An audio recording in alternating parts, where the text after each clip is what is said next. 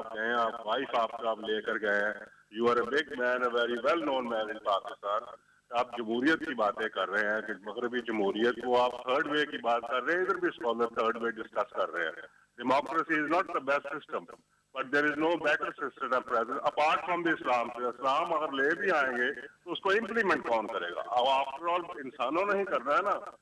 जहां तक जमहूरियत का तल्लक है पाकिस्तान में, Pakistan is not ready for democracy. Democracy वहां काम करती है जहां economics, social and cultural equality हो। पाकिस्तान में नहीं है ये चीजें नॉन एग्जिस्टेंट है। जिस इंसान के पांव के नीचे जमीन अपनी नहीं, जिसके सर पर छत अपनी नहीं, उसकी अपनी राय जनरल साहब कैसे हो सकती है?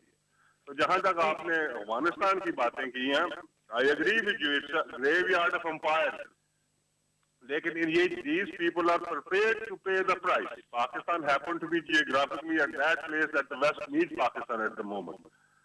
तो जब तक वो उसकी जरूरत रहेगी पाकिस्तान ठीक रहेगा। और जहां तक रेवोल्यूशन का तल्लुक है, आपने सॉफ्ट रेवोल्यूशन नहीं काम करते जनरल साहब, मेरा आपसे ये इख्तलाफ है। सॉफ्ट रेवोल्यूशन, रेवोल्यूशन विच है हिस्ट्री टेल्स अस, जो रेवोल्यूशन डेमोक्रेसी के नाम पर चले हैं वो अनसक्सेसफुल रहे हैं।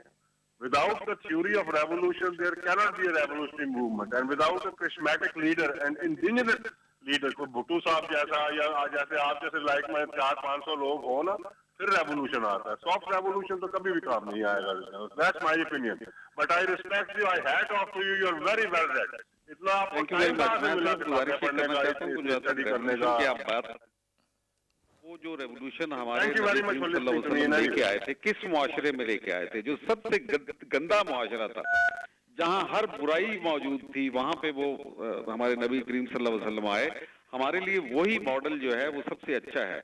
और उसको उसके अंदर कितनी अमवात हुई, 556 जितनी जंगें हुई, जिसमें 85 जंगें हुई, जिसमें से 27 जो थे वो गज़वात थे, यानी जब जिसमें नबी करीम सल्लल्लाहु अलैहि वसल्लम खुद शरीक थे।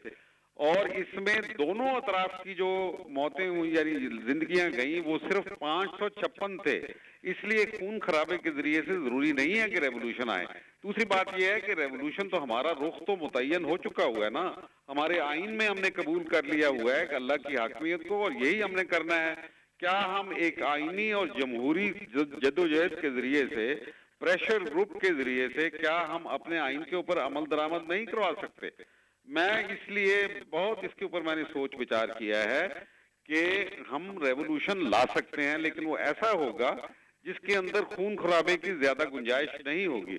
अलबत्ता अगर मज़ाहमत करेंगे चोर उचक्के और लुटेरे जो इसका रास्ता रोकेंगे, फिर कुछ ना कुछ तो खराबी होगी, लेकिन इंशाअल्लाह हमारा रास्ता सीधा हो जाएगा।